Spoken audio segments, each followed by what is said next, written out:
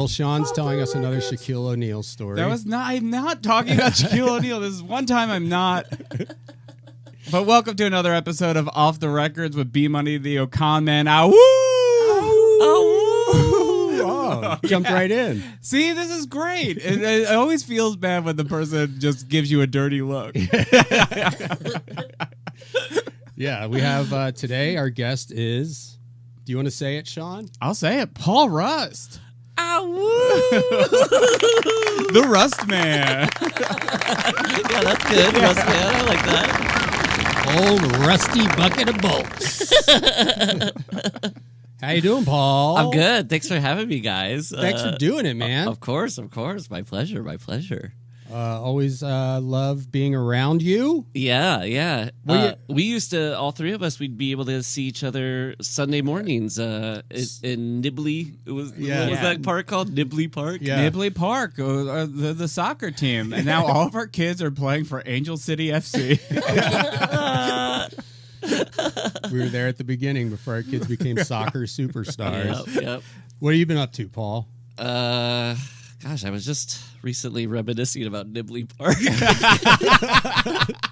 Just now? Yeah. I remember Nibley Park was next, just a stone's throw away from the gas station in the Jerk, where really? Where he's like, he hates these cans. Yeah. Wait a second, that gas station when you pull into the neighborhood is the Jerk gas station? I never pieced that together. But now you're like, wait a minute, the hill across the street and the church that's nearby, and oh my God, yeah, that's insane. Yeah, is that cool? I did not know that. Yeah, Wow. Jackie Mason's gas station. So that hill, we could hide in the bushes with a gun and start shooting cans. Yes. And if the cops come, we say, hey, we're just doing an homage. We're doing the Jerk. Come on, haven't you guys seen the Jerk? I'm just shooting the cans. The DC Sniper was just a prolonged reference to the Jerk. Oh, that's insane. So if anybody wants to go on a Hollywood tour of... Yeah, I feel like that location is a little slept on in terms of the locations that people love in Los Angeles. But well, there's the little train in Griffith Park, too. That's right. in the Jerk as well. Yeah, I knew that, but I didn't know the gas station. Yeah, I'm going to have to look at it with different eyes. I mean, I'm going to go there right after this. Let's all go there and get we'll go get some V8s and power bars or whatever. We'll try to act cool, though. We won't let the guy...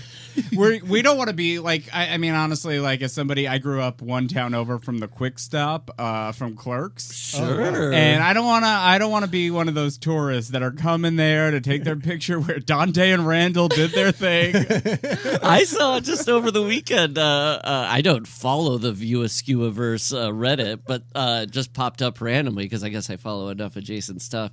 And a girl took a picture of her and her friend outside the Quick Stop smoking a blunt. And I was boy. like, whoa. It's legal now in New Jersey. That's right. I don't know. I don't think I've ever told this story, but I grew up in the same town as Jason Mewes.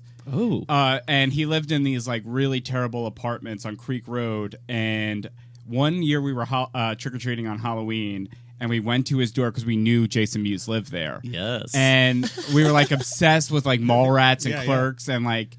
And we went up and we knocked on the door and we said trick or treat. And you didn't say snoochies or boochies. No, we did not say snoochies or boochies. We should have, because his interpretation of trick or treat has stayed with me forever. He goes, "You guys get a treat." Then he pulled down his pants and showed us his asshole. we were 11 years old. He's bent over and spread his cheeks. Showed us his asshole. And I told Kevin Smith this when Kevin Smith was on a show I was on. I was like, it was like a formative moment. And he was just like, well, he's in recovery now. So he was probably high. He was probably high on heroin. Showed a group of 11-year-olds who were so delighted at just seeing the long blonde hair, his asshole.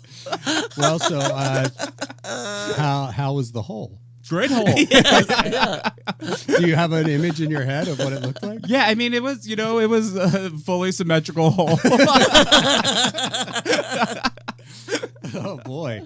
Well, that's a good way to kick off a show. Yes. Paul, have you seen any famous people's buttholes lately? That dog Benji. Benji always Hooch has from Turner and Hooch. Just, it's all dogs. It would be so funny on like a TV edit if they just blur Benji's asshole. any cat in a movie. Yeah. Well, we got so Paul, you came. We're going to listen to. You picked out a record. Yes, I did. Gallagher. Gallagher self-titled. Self-titled. You guys know comedy albums. How often is it album self-titled? You have to be, I think, a big star to have a self-titled comedy album. That also feels like a missed opportunity for an extra joke. You Yeah, know? I mean, Yeah. this, and also, yes, exactly. Like it's usually hinting at their big bit. Yeah. This, I think, to me, just looking at, there's two sides. There's 1 and 2. Yeah. But I think this might be the third best Gallagher album after Definitely Maybe and What's the Story, Morning Glory. Oh, so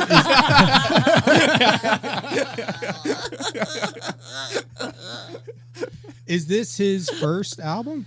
No, this is, but this is at the height of his. Yeah, what year is this? 1980. Okay. Yeah. Yeah, so this is like the height of Gallagher. And do you have like any attachment to Gallagher? I went and saw Gallagher when I was in college, and my friends and I, we sort of had like our own little arms race for Gallagher videos where you would see them and buy them and then like pick them up, and you're like, oh my gosh, I finally got Over Your Head. And so we had been collecting Gallagher tapes, and I think that probably came from when I was a kid. You go into a video store and the Gallagher tapes look so funny. Yeah, they do, and they're like they were kind of the only stand-up tapes, so it was like they stood out a little bit. Yes, yeah. It'd be kind of rare to like, go into a video store and see. Yeah, like Paula Poundstone. Yes. And you'd look at the backs too, and it looked cool. Like he'd have a big couch or something like that, or holding a big toothbrush. I mean, prop comedy at its core is like, I think, the funniest thing imaginable. Like, I know It is. on paper it works so well. Yes. In practice it is exhausting, but like I saw Carrot Top in Vegas, and it was one of the most entertaining hour-and-a-half shows I've ever seen in my life. I remember my mom bought me this terrible like DVD when I started doing comedy for Christmas one year, where it was like Wait, you started doing comedy for Christmas? yeah, for Christmas. That was your gift to yeah, somebody? Bob Geldof of the Boomtown Rats. He was like, we're trying to do a new thing instead of Do They Know It's Christmas. We're trying to get people to start doing stand-up. So I did it, me and Sting and George Michael. And then but my mom got me this DVD of like all these people, and the person that I most loved was this guy, the legendary Wid. Oh yeah, I've heard of him. He was a Philadelphia prop comic, and no matter what, after he would take out a prop, he'd throw it away and then hold a duck over his head and go, "Duck," to the audience, and it was the funniest thing I'd ever seen. That is really funny. Yeah, it is a maligned subgenre of stand-up, huh? As the prop comic, it seems to they get the derision of most comic derision. They get the dislike, the hatred. Well, I feel like, Gallagher is mostly known as a punchline of like, oh, what are you going to smash a watermelon on stage? Like, he's just been... Yeah, which I think is unfair, because I remember watching his specials on Comedy Central, because they would always show like these big, and they they had so much production value. But also I remember as a kid being like, when's he gonna do the watermelon? Yeah. Like the watermelon wasn't the whole thing. Well, that's what's confusing, I think, to kids, because if you're at a video store and you see the melon crazy... Yeah, his head cover, painted like it's a watermelon. Yeah, it's like, oh, this looks fun, and then you watch it, and you're like, what the hell is he talking? Like, why? Yes. I thought this was going to be a guy smashing himself in the head with a hammer. Or... Who the hell is who is Gerald Ford? Yeah, what right. are you talking Like, about? why is he? He's got all these great props, but why is he talking about what he's talking about? Yeah. So when I was in college, that I heard that I was going to school in Iowa City, And in Des Moines, which was like 3 hours away, Gallagher was coming. So we were like, oh, let's all go to Gallagher. And before the show, he came out into the lobby. We got our picture taken with Gallagher. And when he takes a picture with a group of people, he likes to do this thing where everybody's like in an a cappella group, I guess, or like a barbershop quartet. You stand in a line with your arms outstretched. So I have a picture of me and my 3 buddies and Gallagher. And then we had him sign our tapes. I have a autographed video of Gallagher. And whenever we give him a tape, he's like, "That's an old tape. You gotta buy a new tape." Like he was upset that we owned his work. And then we went in, and it's a lot of not watermelon smashing. And then when he did smash a watermelon, he like had a heart surgery in the last 10 years, and he was like, "My doctor tells me that you can't that I can't smash watermelons as frequently as I used to. So if it's your birthday, you can come up and smash a watermelon on stage." And I lied and said it was my birthday, so I went up and I got to hold the Sledge-O-Matic, which was pretty God. cool. It's like holding the sword of King Arthur. and I remember I brought it up and brought it down, and it only hit like 20% of the watermelon, and then the big part that I didn't hit just kind of like fell off the pedestal, and my friends booed me. But the last detail I'll share about Gallagher. And the last detail, that movie was based on my experience. The Gallagher show. So he wheeled this thing out, and he was like, "I just got this." And it was like one of those big, at Spencer's Gifts, where the ball where you touch it and the little like electric beams come to your finger. But it wasn't quite that, and it was like he wanted his hair to stand up. Okay. And it wasn't like standing up. It was just like this really, it was bobbing, and he's like, "Ah!" And then he said, "Somebody come up here, a kid come up here." And then a kid came up, and he had the kid put his hand on it, and the kid's hair went up a little bit. And it was like, "Okay, you're right, Gallagher, it worked." And then he's holding this handheld mic, and he's going back and forth between his mouth and the kid's mouth while he's like talking to him. And at some point, the kid's hand is still on the ball, and Gallagher puts the microphone over to the kid's face, and from like row 20, my friends and I, everybody in the audience, saw this like electric shock travel from the microphone to like the kid's mouth and like shock him. Okay. So the bit was already like horrible. Like, why are we watching any of this? And then it ends with, and then Gallagher, his heart was in the right place when it happened. He leapt away and went, "Whoa!" Like, didn't ask the kid if he was okay, and then went into this whole bit of like, "Now what you gonna tell the lawyer?" "Oh, that mean Gallagher put a microphone to my face." Like, it was completely unsympathetic to the situation. But when, you guys showed me a rich collection of records, and when I saw Gallagher, I was like, well, I'm going to pick the guy who electrocuted a child in West Des Moines. The only thing I really know about Gallagher is watching one Comedy Central special, and then also his WTF interview, where he is... Oh, of course. He is so defensive from the jump, and it really seems like in his later years, he became the guy who was really mad that a kid got electrocuted because he didn't do any research on something. Yes, he got really angry and embittered. Like, you can listen to his interview on Stern, and he hates everybody. I don't think there's a single comic he respected. And it seems like it's like the dog at the dog pound who all the dogs bite, and then he hates all the other dogs. It's like he realized he was like like you said, like a punchline to other comedians, and so it warped him a bit, I guess. He should have got a Vegas residency like Carrot Top, and he'd be happy. He doesn't like Carrot Top either. Stern brings him up. He's like, he ripped me off. He stole my bit. Yeah, Yeah, I mean, he stole my giant carrot. That's how you know a prop comic has like plagiarized you when they actually steal your props. He literally broke into my car and stole a giant toilet seat that I made and put his head through it, and that was my closing bit. was the Sledge-O-Matic heavy? It was, and yeah, it has a big. I mean, it's well loved. Think of all that Sledge-O-Matic has been seen by kings and queens around the world. Also, it occurred to me when you said before we start listening to this record, I was like, oh, listening to a prop comic. Never thought about that. But We have some ventriloquist albums too that we can listen to. So he does have one-liners, and they do seem to be like one of my favorite stand-up tropes of the like, I'm a weird guy. I do weird things. You could take a page from me if you want to do a weird thing too. Like, do you ever? I like to do this. It's like you've never done it. It's all a lie. I love that.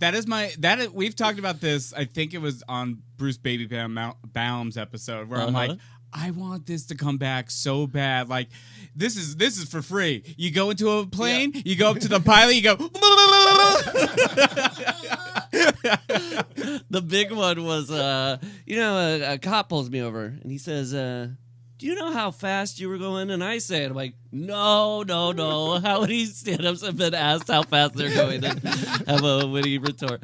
But yes, he was big on that. So we'll probably hear some jokes like that. And I think he was also kind of like the weirdo philosophizer. Yeah.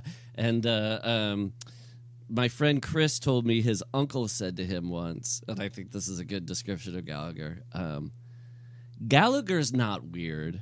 He just shows us the weird things we do.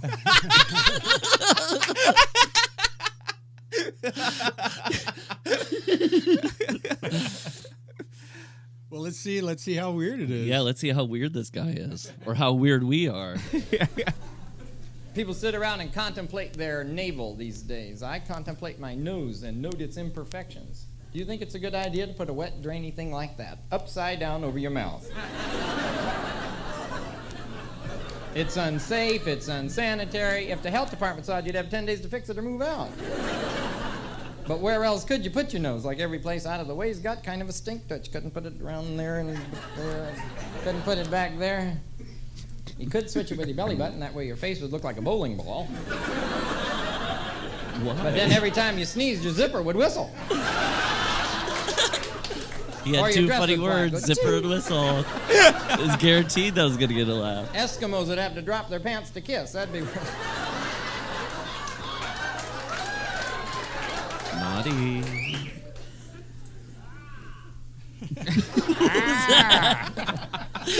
Burgess Meredith from The penguins move there. stuff around, wear something out to get some new, Send stuff out to get it chromed. Say you're laying in bed on a Saturday morning, your woman says, get your ass out of bed. You go, here, take it, leave me alone. You could ask her for a piece, you might just get it. Is this bit about what if we had detachable asses? I think so, I was yeah. thinking the other day, if your knees bent the other way, what would a chair look like? At the concert I saw, his ass routine was about these kids. They wear their pants in a way that show their guys, I'm not even going to go into it because it's pretty risque material.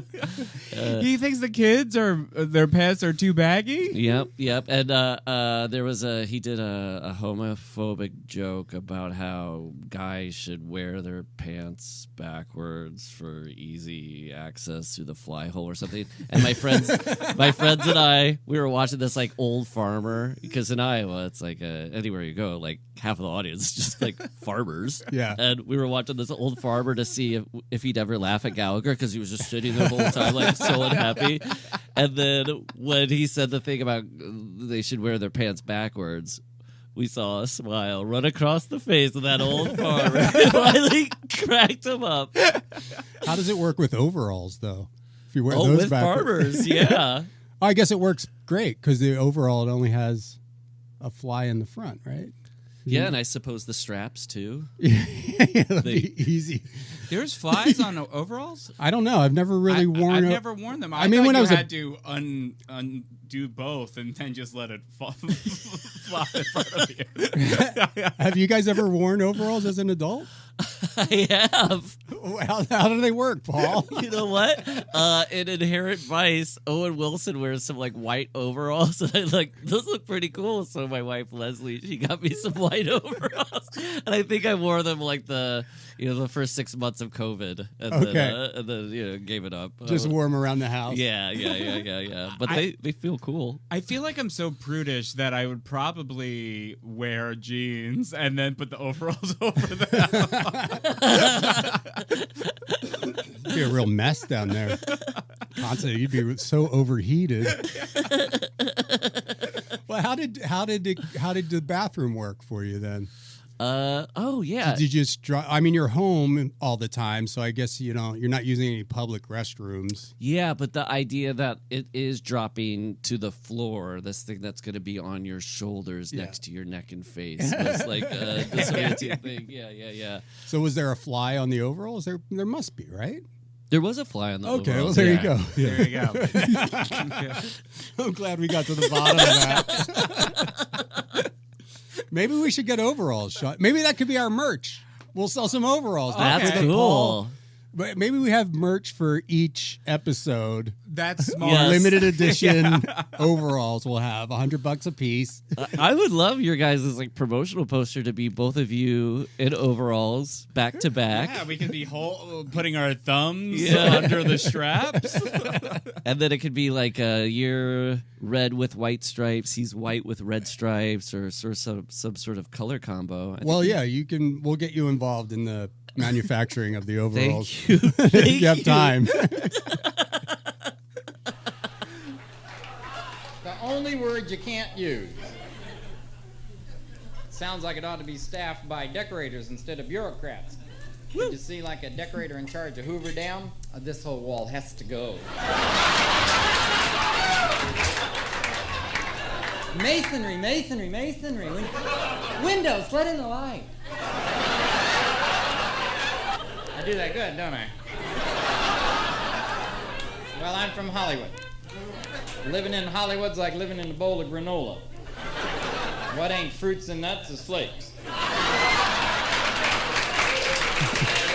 Not bad. I was going to tell a Catholic. Don't you have a bit joke. like Many that, Catholic Sean? I people do here- not have a bit like that. Do you mind if I told a little Catholic joke? This raggedy ass old nun. Now I do have a bit like that. Where I'm constantly being like, this raggedy ass. Did he said something about Catholics right before that, right? Yeah. Were we all raised Catholic, guys? Yeah. Yeah. I was. I was. Yeah, we are on a Christian podcast network with this media. So we're going to burn this Gallagher record when we're done. Yeah. Shame. There's some things you should never joke about. Like, The largest religion in the world. Yes. Religion is nobody's, it's not for fodder. yeah.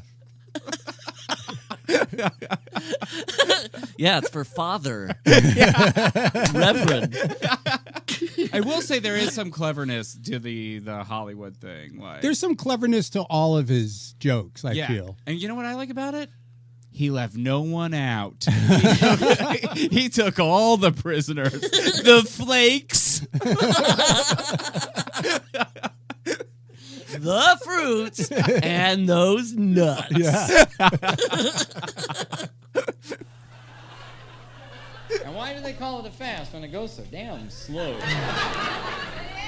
And when yogurt goes bad, how can you tell?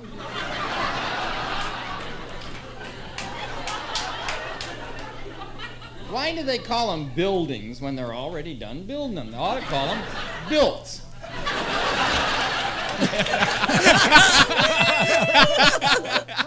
We love you, Gallagher. Crumbling over there. to go back to my act. It seems so boring. I just wanted to mention, how can a forest fire start from a little thing like a cigarette or a match? I can't get nothing happening in my hibachi with kerosene and hand grenades. What's a hibachi? Why are you using hand grenades? You know what happened was when he said that first, the setup, and then waited like a minute, everybody else in the audience came up with their better punchline. They did. He gave them too much time to beat Gallagher. If it's your birthday, you can come up and say the punchline. But I do think that is showing, like, I do think you're seeing a little bit of Gallagher here where he is peeking behind the watermelon. Yeah, like he's better than the audience. Like he thinks he's better than them, so he's like using these things like you're seeing like the real Gallagher where he's talking about like granola and they're like what, and then hibachi and like calling your grill a hibachi is so 1980s rich.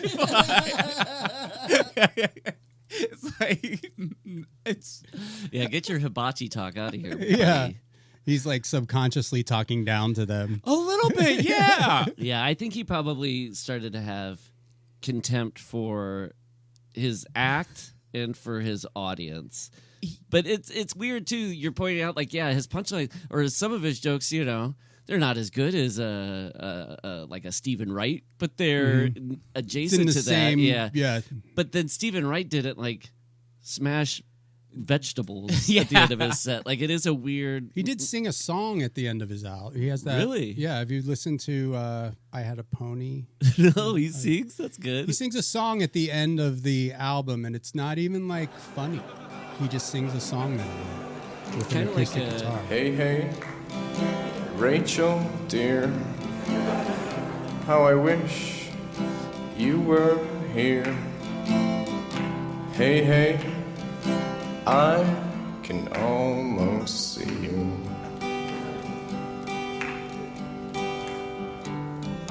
Having sex with Rachel is amazing. It's like going to a concert, it really is.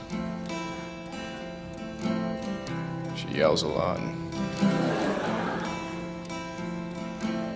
She throws frisbees around the room.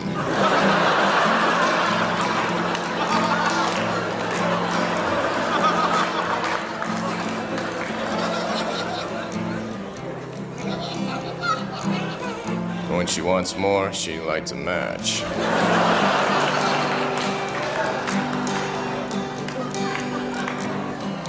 Hey, Rachel, dear, how I wish you were here. Hey, I can almost see you.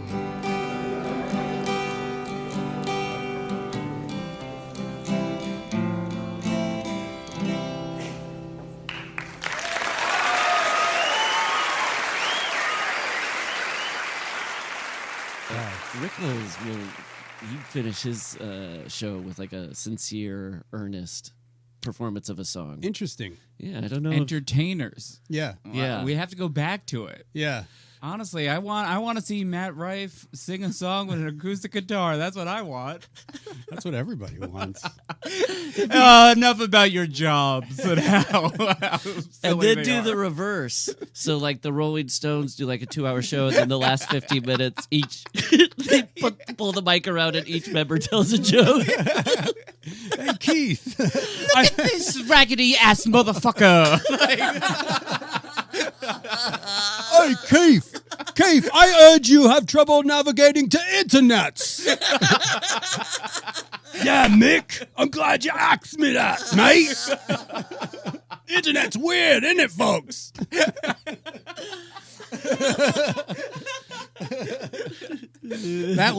That's a utopia that we should all live in someday. Please.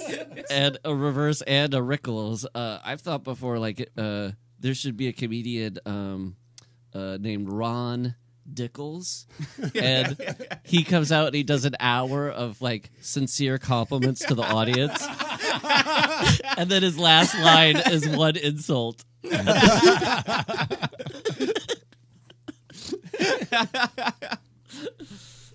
Let's see how we're You almost need to the to end of build side up your one. resistance to chemicals. See, if you lead a pure life, you don't get no chemicals, and then you get some of this by accident, it's gonna lay your ass out dead.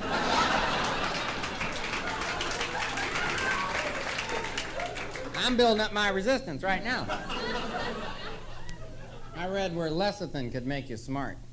Did you read that? You need 30 grams a day to be smart. Then they told you where you could get that lecithin, in eggs. Every egg contains 1.2. Sounds smart, you gotta eat 2 dozen damn eggs. You got an exam, you wanna be smart, you gotta have an omelet the size of a throw rug.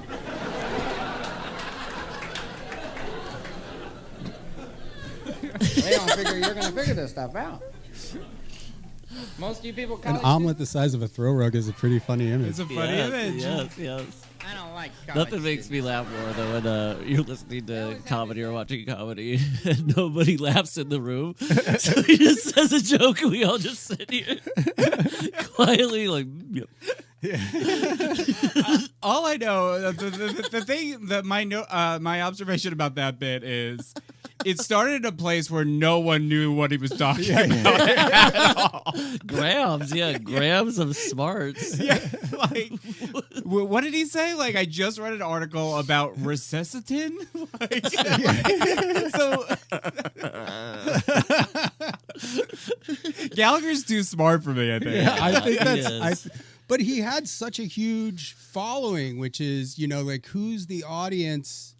I mean, he does have some clever thoughts, but some of it's like... But here's the thing, like, I think anyone could be successful if you heard that there was a guy, like, in 1979 who was, like, at the end of his set, he throws a dog into a fan. It would pique your interest. Yeah. Throws a dog into what? A fan. Oh, like I wouldn't want to go see that. Sean, I noticed at the beginning there, you did a little self-reference there. You said, "So here's the thing." Oh, here's the thing. That's the first time I ever met you. That's right, in New York. My old show in New York. Here's the thing. Rafifi, Sunday nights. Okay. Is that a promotion? It's a promotion. That is my plug. Yeah, if you want to go to 2008. Sean just got a new puppy. Really? And you want to know what he did to his puppy? This is not true. Do not believe him. Not a new. You didn't get a new fan. You know what he? did you? Oh, we won't get into it. Yeah, I know. That's where the fan joke comes from. I was trying to think of something to throw it to a fan, and I chose dog. Yeah, that's kind of a sick mind there at work. Let's see how this is the end of side one. like a little flat person. Put the shirt and then the pants bent over the edge and went down. Then put the shoes next to the feet and put the socks in the shoes. Used to put my underwear in my pocket. I left it there. I figured it was a spare. Come in handy a couple times too. A lot of coughing. You a smoker? You don't smoke? Well, you ought to. You already got a cough. I love you, Gallagher. I think you do. I'm gonna light up now. It'll make the last part of the show longer. I'm only doing this because of the law. If you don't use it on stage, you can't write it off your income tax. I ain't paying $50 a lid for shit not writing it off. I put it down under transportation. I think he's smoking weed. He's smoking a joint on and stage. he puts it down as transportation on his taxes because He rides high, he's flies so very far high. out. Takes him to another place. How did he do that? That seems a little risky, Gallagher. Were the times just that different in early 1980? This was probably recorded in California, where the cops aren't gonna, like, if this was recorded in New Jersey in 1980 and he smokes a joint on stage, the cops are just gonna be waiting for you. Yeah. They heard that's what you do. It's not gonna. I feel like at this point in time, Gallagher's untouchable. He is above the law. Originally the remake movie in the 80s of The Untouchables, the main villain was going to be Gallagher. Yeah. And that scene where he hits the guy with the baseball bat, it was going to be sledge-o-matic. A whole different movie. I remembered a joke that Gallagher told at the show I saw him at. He had a really funny bit about that my friends and I referenced for years. It was about how he hates dreams. He doesn't like when he goes to sleep, he has to be hassled by dreams. And the example was like, I don't want to get chased and fall into a hole. It's like, that's your dream? Falling into holes. Freak. Do you guys only have good dreams?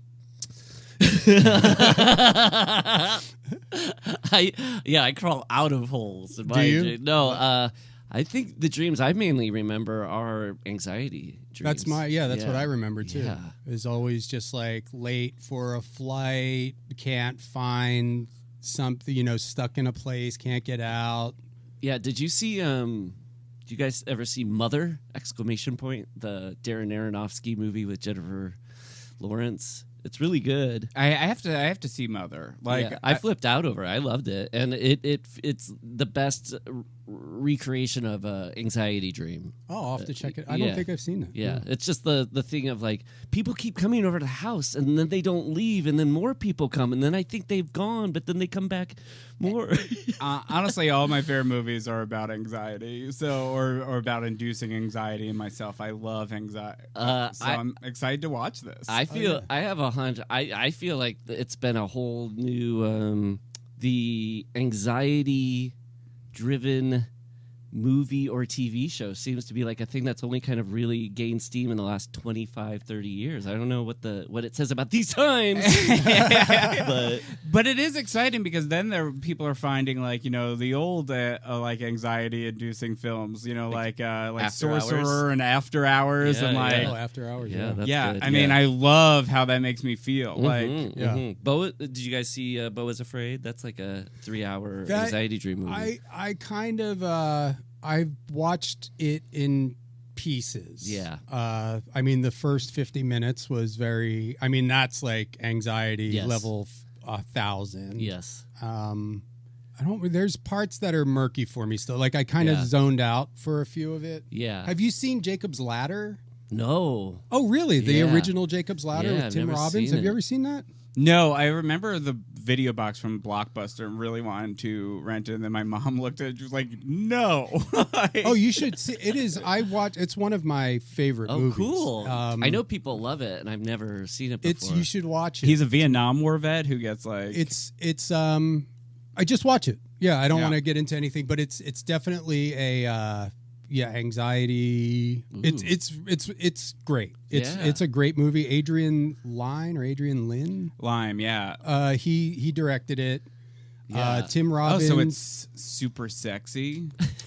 He's like not really. Oh, because It's he's like great. the godfather of erotic thrillers. Yeah, with Okay. Fatal Attraction. I mean, there's some stuff. It's fantastic. Do you know he was the original director of Top Gun, and Really? yeah, and like got fired. No, why? I don't know. I You don't. wanted Tom Cruise to have a boner? Yeah, I can't remember. All right, Tom, if you control the jet with your boner here, it would be like, Adrian, this is not an erotic thriller.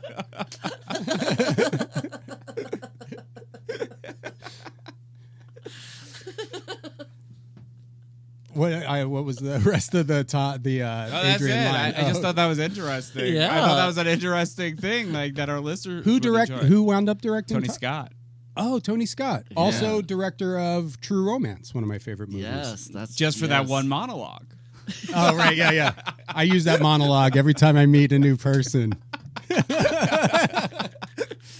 I mean, everything about that movie's great. It's great. It's one of the best movies. Another defining Bronson Pinchot role. Yeah, I have them right there. That's great because I texted Sean just to say because we were the ones texting together, you and me and Brendan, about doing the show, and then I just reached out to Sean this morning to be like, "Hey, I'm looking forward to the show." Then I was like, I think these two guys are really funny, and I sent a picture of the Perfect Strangers guys, and then Sean was like, "We've let down Bronson Pinchot," and then he's great in True Romance. He's so great at True Romance. Yeah. Oh, yeah. He's so great in Beverly Hills Cop. Like I have been watching Perfect Strangers and like True by myself, cackling out loud. Like it was, they had to do some plumbing. Water started shooting out of the toilet. I was like losing my mind. But watching Perfect Strangers, I'm like, oh, this is the only TV show where if I had my fancy, I could play both parts. Oh, yeah. I could either be Larry or Balky. Which is, I was thinking you should pitch that, a remake. You could be Larry and get like Kumail or somebody to be Balky. that's good. I think reverse it. Yeah, true. Actually, that's not bad. Yeah. I love the guy who gets the like Balky gets like idioms mixed up and stuff, like get out of the city, stuff like that is so it's funny. I love Perfect. Are you watching with your kid, or are you just watching it alone? I tried watching it with my kid and she was not. Because we tried to do that. Like Nolan got really into sitcoms, but like so we've been burning through sitcoms that we find appropriate for him, and I was like, I wonder if Perfect Strangers. Oh, it's perfect. It's so wholesome and for families and stuff. Because this little motherfucker loves himself some Urkel. I mean, I spent the whole week looking forward to Friday just to see Urkel. And that's a spinoff of Perfect Strangers. That's No, right. is it really? Harriet Winslow, the mom, is the security guard, Harriet Winslow on Perfect Strangers. And the little like baton, whatever, that they do when they go from one show to its spinoff was Balky and Urkel 69. It's like a two-parter. Oh, really? Yeah. Is that on YouTube? Where do you find? How many seasons did that go? All right, let's see how Gallagher wraps this up here.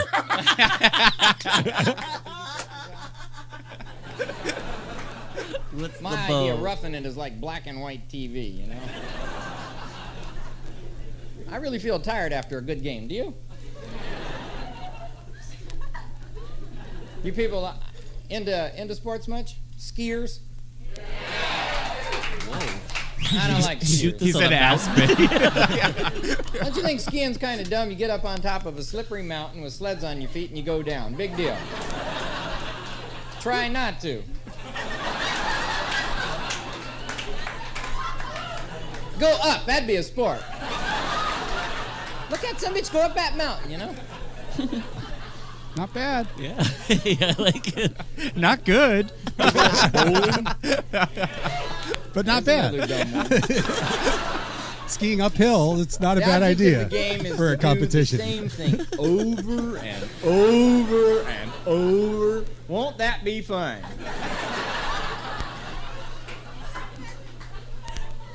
Bowling is an excuse to get drunk. And drunk is an excuse for your bowling. Any you people into tennis? That was it? Object of the game. Hit the ball where your partner ain't, so they have to stop and walk after the ball. I mean, I feel like a lot of these bits are good nucleuses for larger, like the bowling drunk thing. It's like, you could do 15 minutes, Yeah. like if you explore that idea. They're setups. There's Yeah. no punchline. Right. They're like icebreakers. Yeah. It's just like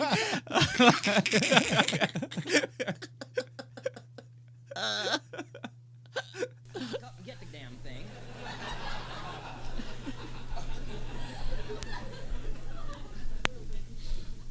Soccer to me is stupid too. Anytime something hits you on the head, that's dumb.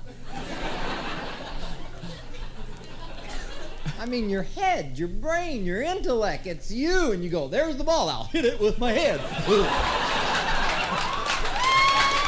Try bringing that shit to Nibley Park on a Sunday morning, my man. Now he's going after our kids. I can't stand for this. You went too far, Gallagher. This is why everybody hates you. We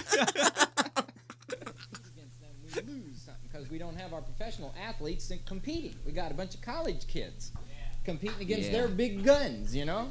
They think they're tough shit. They ain't nothing.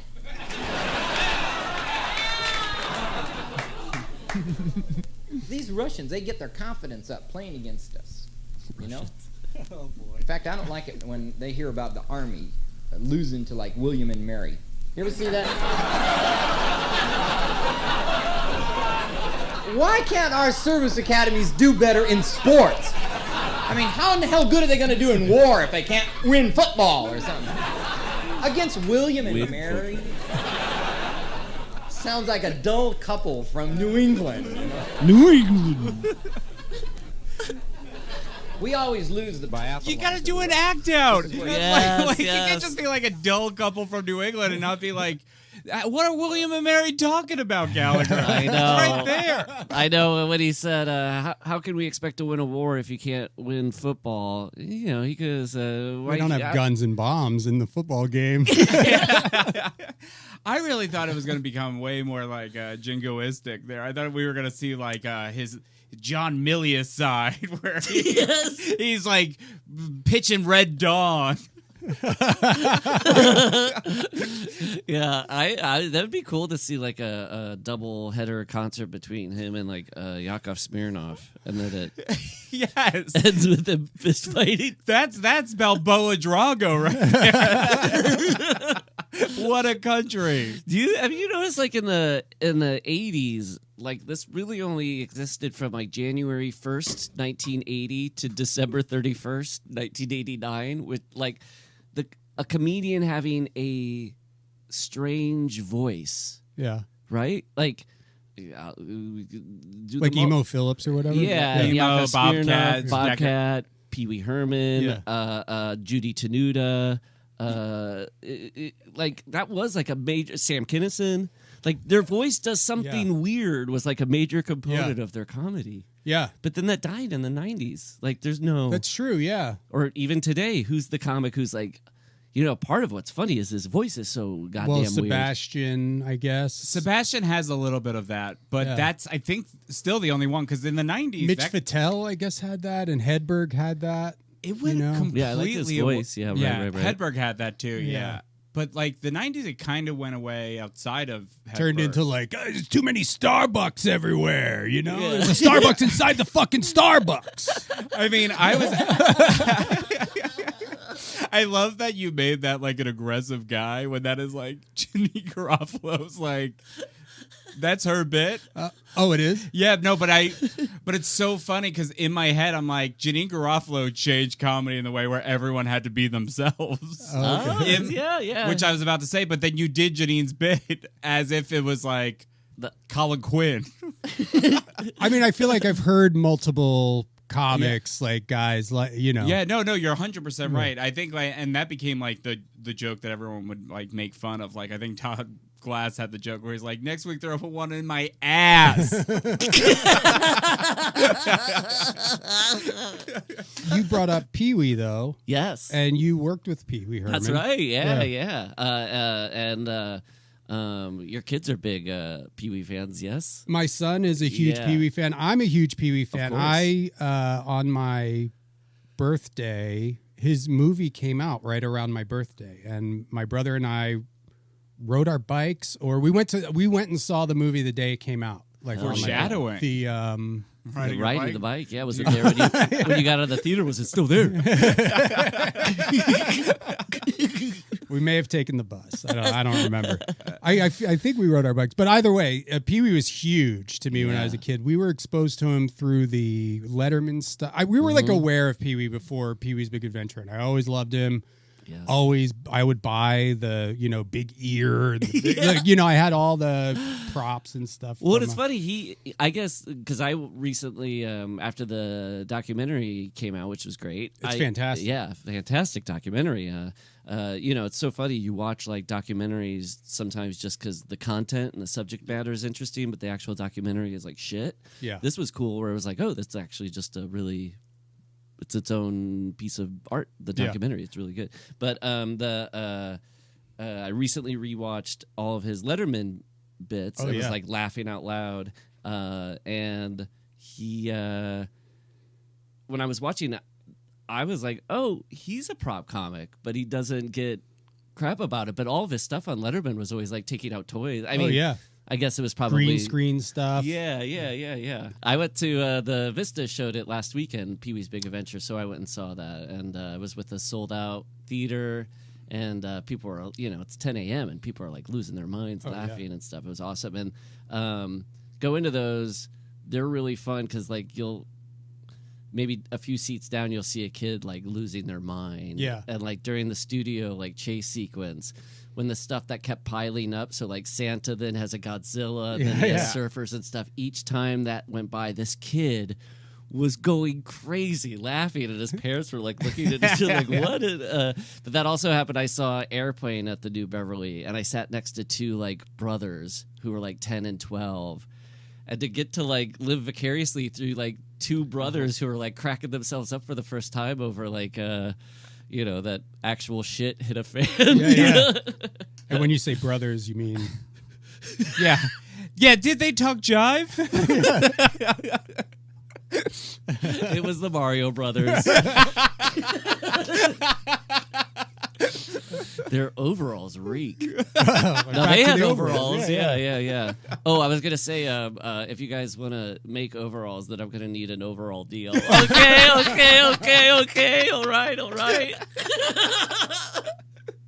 You got us, Paul. So what was it? You worked pretty closely with Pee-wee. You helped him write you wrote the Pee-wee's Big Holiday movie, the third one, and then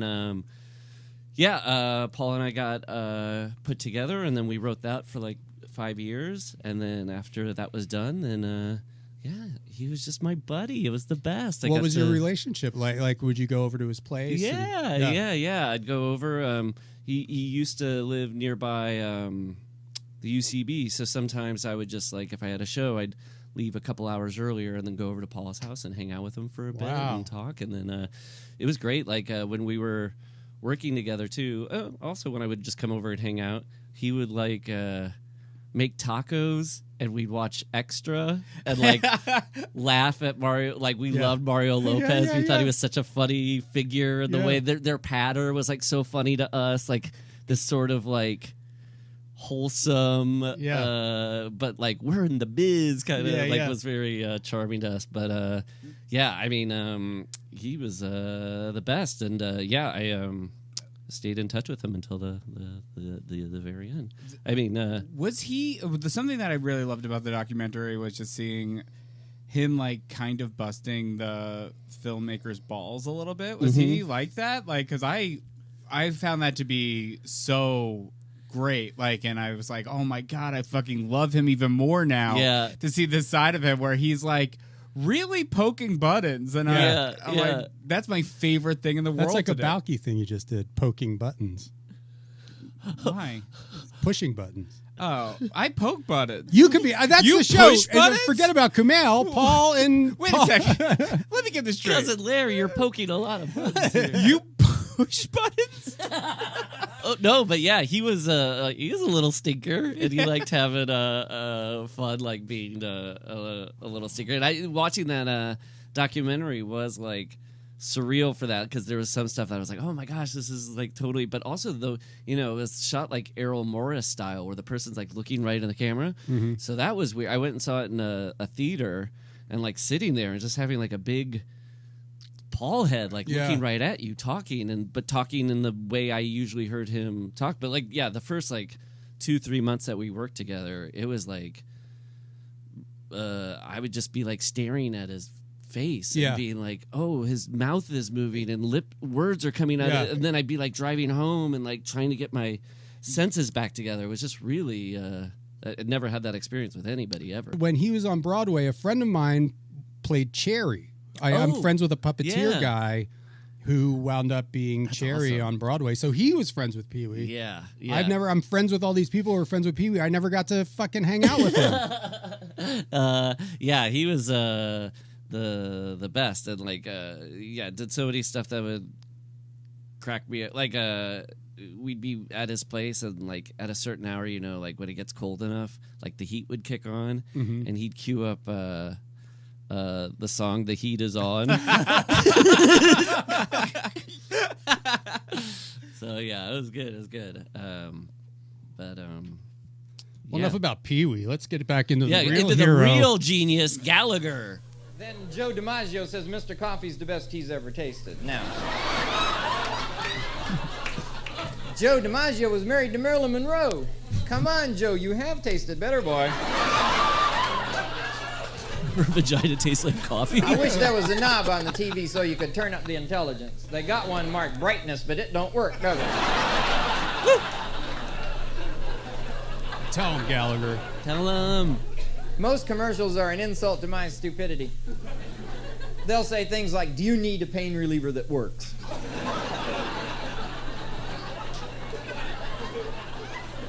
Impotence got you down? Not bad stuff. Constipation a problem? What are you going to say? No, I dig it. Dig. Is it hard to meet a girl with acne? No, I meet them all the time. See, commercials are supposed to be an example for society. They're supposed to tell you how to act. And they don't always do this. There's this one, this girl gets a new watch. She shows it to another girl. The other girl's impressed. She goes, "Oh, wow, a new watch." The girl goes, "I was hoping for a Longines." What a bitch.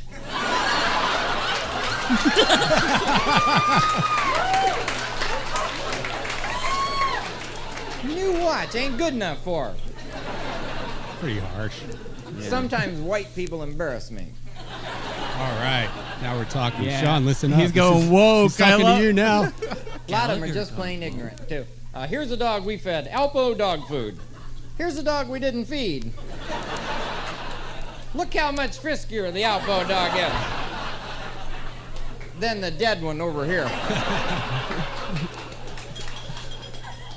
Wait, how did that relate to We race? stretched this bra between these two Mack trucks. I have no idea how that was. White people annoy me. That was a weird introduction to that bit. They're always either feeding one dog and letting one starve to death. Oh, whites. Yeah, I don't. Where was the?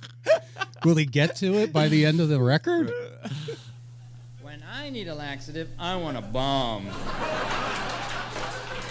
I mean, rough me up, you know? Hey, he's having fun. I liked his little laugh there. That's nice. Now, sex pervades our society completely. Yeah, I guess the white people thing he Sports equates with is feeding where it dogs is now. Alpo for some reason. Everybody that's Maybe good in the sports in the somehow commercial he's assume there's talking good about, it in was that. all I don't believe that. white people. I mean, Being every good at commercial sports. at this time was all white I people. don't know why that particular one got his ire. Or a swimmer, when he gets to the headboard, does a flip turn, come back for another lap, you know? And I wonder, does a rodeo cowboy think 9 seconds is a long ride?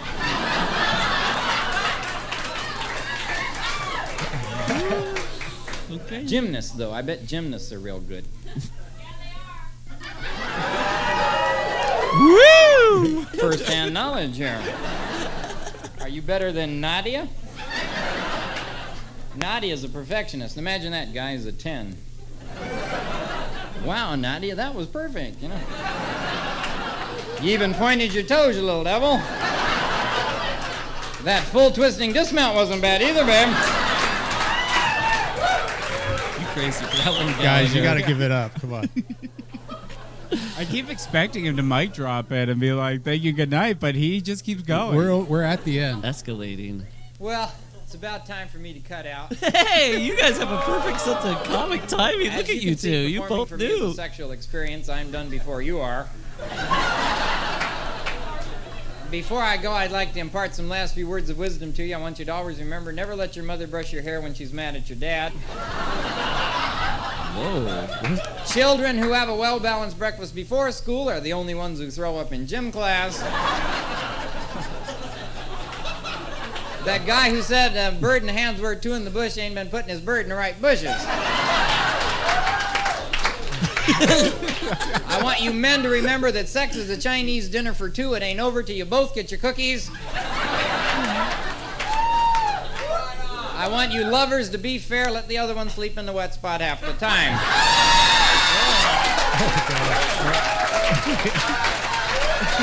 God. This has been more than a thrill for me. This has been an inconvenience. See you later. Good night. You know what? That's his last parting words is like, The wet spot. well, but also this has been an inconvenience for me to do a show for you morons. But here's the thing. Here's what he That's actually the title. This has been an inconvenience for me. he kind of won me over where he's like, we all should come. Like, Yeah. I didn't hear many comedians doing that back then. That's No true. one's thinking about the female orgasm except for Gallagher. Yeah. I mean, what was the watermelon smash, but then thinking about Get your minds out of the gutters. he's Come on, using guys. a long mallet to create a juicy explosion. This man has created a lot of wet spots. That's why everybody brought those like plastic sheets Yeah, up yeah. our rows. I liked his style too. Like I feel like a lot of comics don't make the most of like that. Their look could be like a distinct. Like I like his little beret that he would Yeah. Oh, wear. the beret, which The beret is signature. I think the beret is incredible. Like, I think, especially because when you really think about it, like when people talk about how comedy is art, he's kind of confirming it because he's wearing a beret.